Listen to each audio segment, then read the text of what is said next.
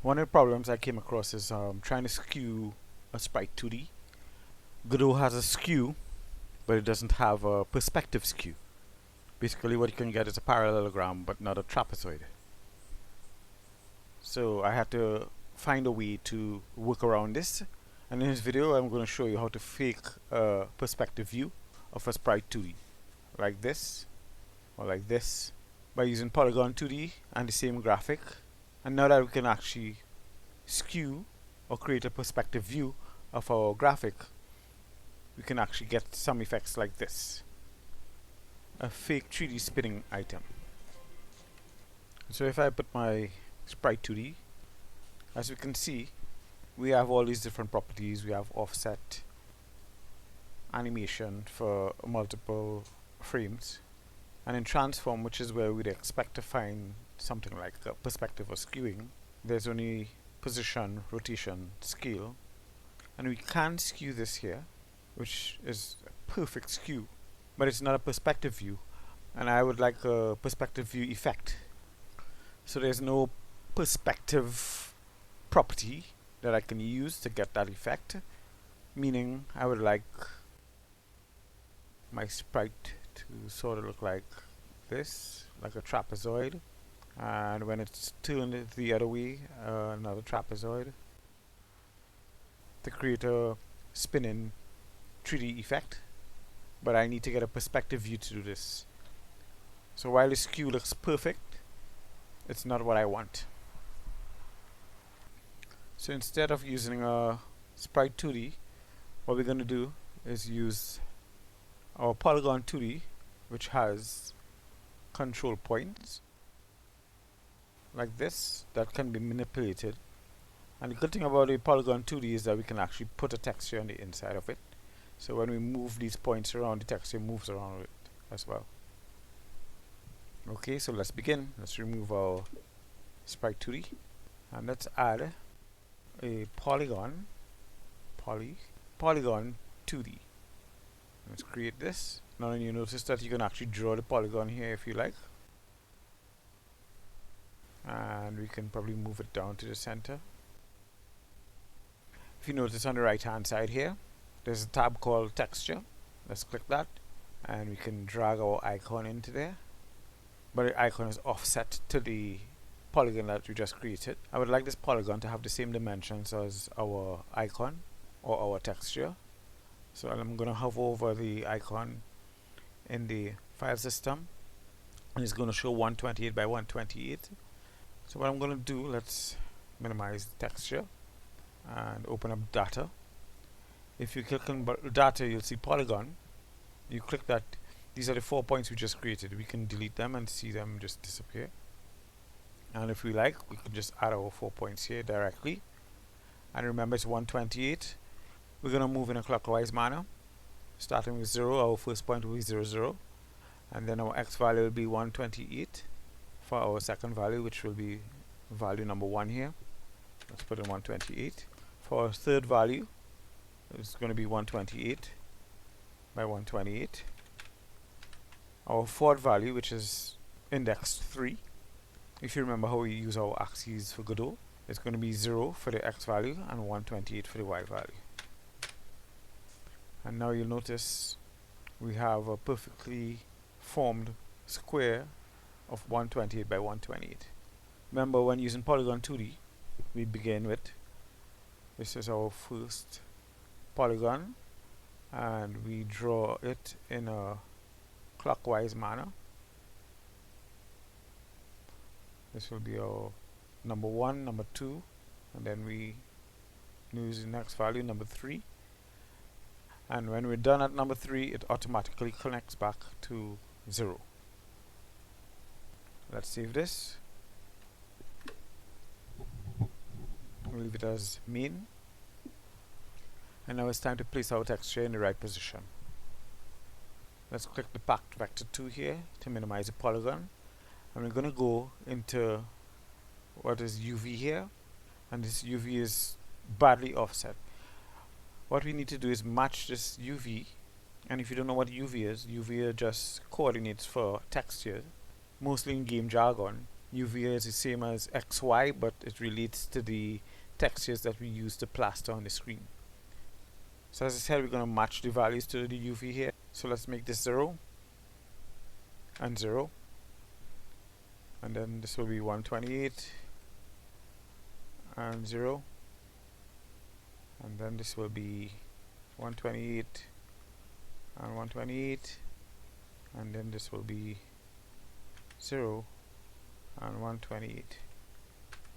And now, as you can see, our image is perfectly matched up to our polygon 2D. Let me just minimize our UV tab here. Remember that order: we create our polygon 2D. Under texture, we put our texture. Under data, we put our points for the polygon. And under UV, we put the coordinates, the same coordinates for our texture, so that we can match our texture to the polygon 2D. And now this is the goal movement. If I move our point here, you'll see our texture is being updated. Or I can just move it in this little area down here. So if I wanted to get our perspective view, I can just make this look something like this, I guess. So as you can see here, we can actually effect a perspective view. Unlike with Sprite 2D, we can only get a skew view, but in this case we can have almost any shape we like, as you can see. Let's undo this and let's move on. And why does this work? Because here we are deforming geometry. When using a Sprite 2D, we're not able to deform our geometry because it maintains a rectangular type shape, even if it's a parallelogram when we skew it like this. So as I said, we are deforming the geometry and not the texture. The texture is mapped onto the polygon, so every change we make to the polygon will translate onto the texture or image. So let's add a script to our polygon 2D so that we can actually create this effect via script, so it can be more precise. And we're going to extend polygon 2D. Let's delete all this for now. I'm just going to widen this a bit, and I'm going to put an export variable here for our texture. I could just call it image. You name it whatever you like. And this is of type texture 2D.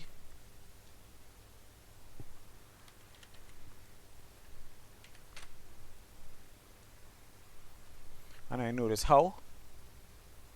Let's minimize this again and go into our inspector and open texture here and hover over our texture, and it says property texture of type texture 2D. I'll allow my maximum size to be a scale of 1 on one side, and probably add a variable for like a minimum scale factor. So if I want a side to be like 50% or 0.5 the size of the full texture. So if I want to perspective skew this to look something like this, this here will be my minimum skew size that I would like the side of my texture to reach. And of course I can add a maximum if I want to go above the scale of 1, but I'm gonna leave 1 as the maximum factor that the side can be at. Let me just say at export. Of course I can use actual figures here rather than a factor, but I may not know what size our texture would be before I export it. So this is why I'm using abstract names and values. Minimum scale factor, and this will be a float because I'm going to multiply my maximum value by this. And let's just give it a value for 0.5 maybe for now. And of course we like to get the size of the texture so that we can do some calculations. and of course that will be a vector 2, and we would like to access points for our polygon so that we can draw our polygon. So let's name it polygon points maybe. And this, if we go back to data, this is our packed vector 2 array, and the UV is also the same. So this will be our polygon points, which will be a packed vector 2 array. Let's save this. Okay, let me minimize this screen at the bottom here. Bring this across here, and let's start our ready function. So in our ready function, we are going to calculate some values that we will need. So we are going to assign our texture because we need our texture to do our calculations. We get this property name from across here, texture,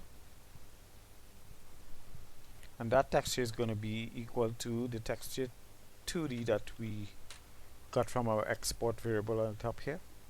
And with that, we're going to get our texture size, which we named at the top here. And our texture size is found by using the texture and a built-in function called getSize. And this is going to return the size of our texture.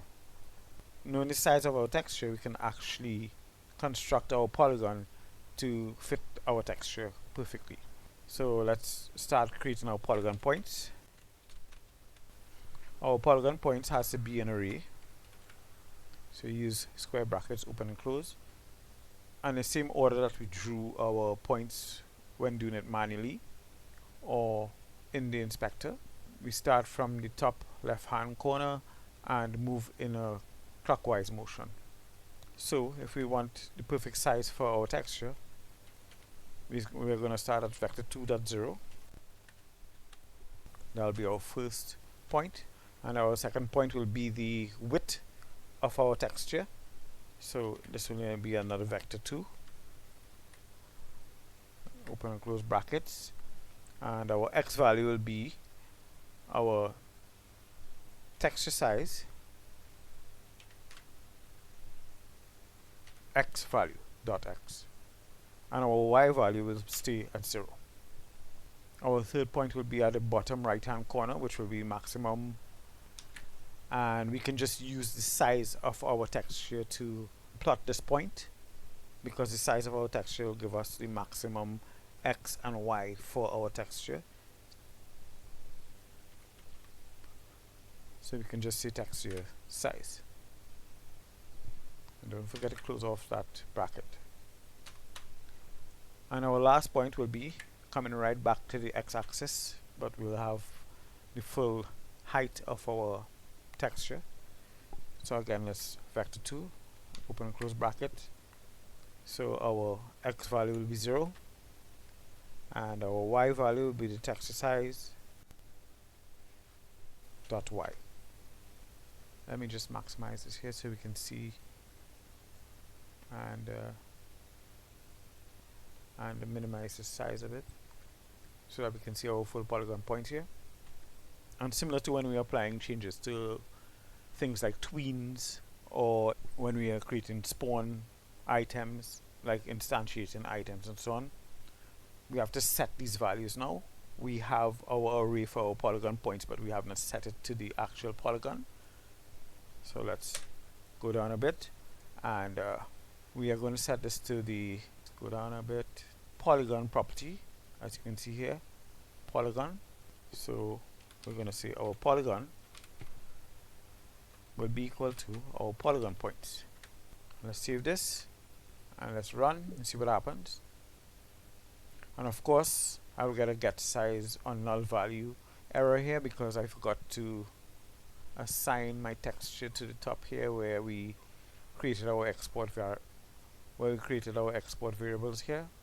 It's at the top of the inspector here, and I did not assign our texture.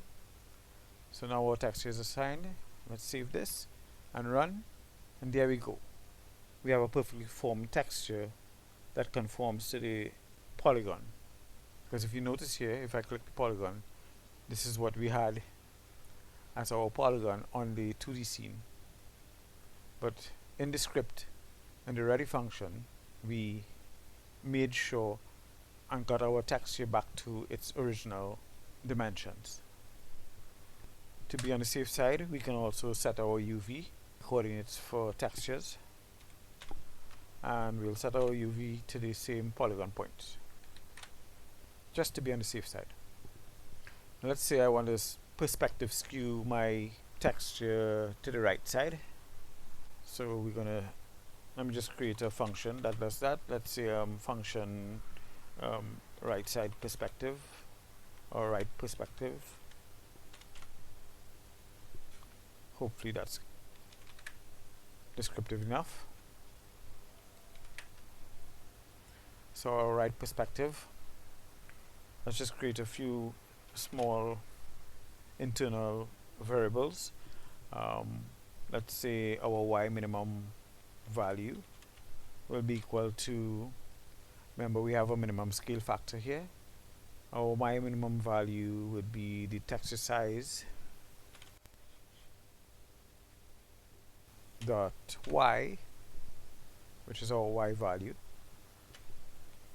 multiply by our minimum scale factor, which in this case is 0.05, as we put on the top here, or we can readjust that in our inspector. So what I'm saying here is I would like my minimum side in the perspective to be 50%, or 0.5 the height of the maximum size. In our case, our maximum size, I'm leaving it as 128 by 128, so I would like it to be half of that, which is 64 on one side. And when I'm drawing this, I would like it to be like to the center of the other side, not skewed down like this or up like this. I would like this shape here. So I'm going to find a remainder. So let's call it remainder y. And this will be the full texture size, y value, minus what we just found here, our y minimum value. And using that, I would like to have the same margin on the top and the bottom of that side. I would like this side on top to have the same distance as this side, so that we get this side in the center. So I'm gonna get a value for, let's call it margin, length of value or something, and I'm going to use this margin to apply those values. So that will be my remainder y divided by 2. So I'm putting half of that at the top and half at the bottom. I'm using my margin length. How polygons work, if we change the points, it's not updated immediately. So what we have to do is we have to create a copy of the polygon, manipulate the copy, and then reapply the changes. Let's just say we have polygon copy. So I'm creating a variable called polygon copy, and that will be a copy of the polygon, of our polygon. And let's make the changes. And how we make the changes, we're going to set each side that we want changed. We say polygon copy, we are manipulating the copy, and then we're going to use the copy to set the polygon. So we say polygon copy dot set, we're only going to set one side here. And how this works, if you hover over it, you see that we set the index and the value. And in this case, remember when we created our polygon,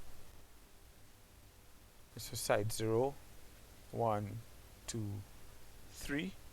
I'm skewing to the right side, so I'm going to change the value of 1 and 2.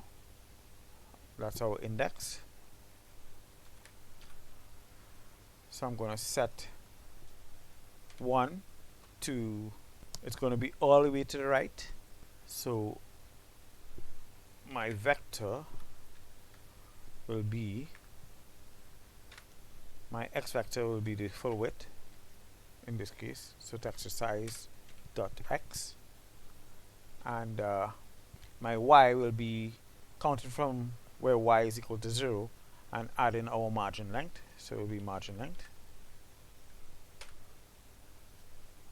And let's save this, and let's deal with the point number 2, or point index 2 I should say. So my polygon copy dot set that point as we did before, set point 2, and this one will be, let's put our vector, our x value will be the maximum x value again, so will be our texture size dot x, and our y value will be the margin subtracted from the maximum y value, so that will be our texture size dot y minus our margin, and that should give us our perspective view. But of course, as I said, this will not be automatically updated, plus our function is not being called anyway. I'll show you if I call this function now, because logically we think that it's going to work, but let's just call this function in our ready function to see if it's skewed right away. So let's say right perspective, and let's save this. I don't expect it to work. Let's just try it. So we still have our normal square looking icon. We have to apply this, and how do we apply it again? We're going to set our polygon to that polygon copy information. Polygon equals polygon copy. Let's save this, and it's already in our ready function here, and let's run this. And as you can see, we have our perspective skew here. If you'd like to see the code I used to create this illusion, it's just basically everything I just spoke about, moving the perspective around and then resetting and looping the perspective. What you'd want to be careful about is do not let the texture turn around that you'll end up seeing behind the texture. Or if you're going to attempt it on your own, or if you have any suggestions, I'll be glad to hear them in the comments. Until next time, see you in the next one.